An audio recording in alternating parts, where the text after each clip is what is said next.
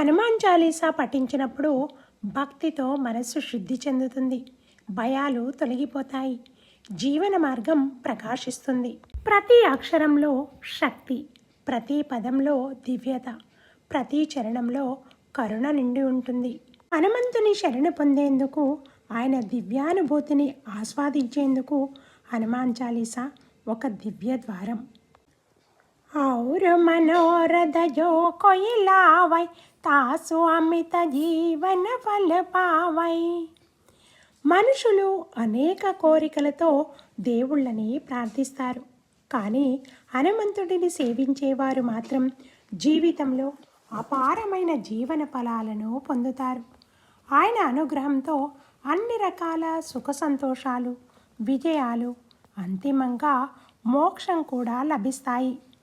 హనుమంతుడిని వరం కోరడం అంటే వేరే కోరిక కోరే అవసరం లేదు అని అర్థం.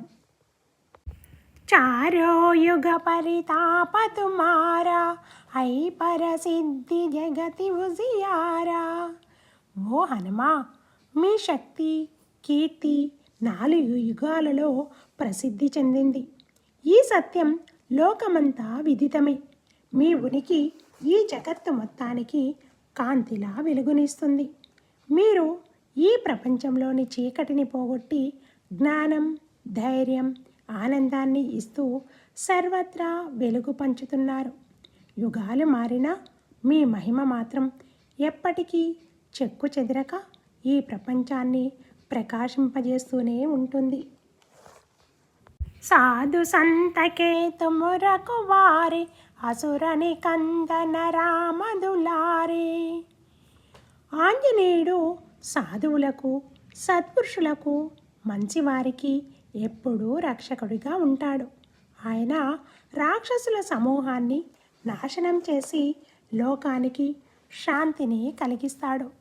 శ్రీరాముడికి చాలా ప్రియమైనవాడు. ఈ గుణాల కారణంగానే హనుమంతుడు అపారమైన శక్తితో, భక్తితో ఈ ప్రపంచంలో అందరి చేత పూజలందుకుంటున్నాడు. ఓ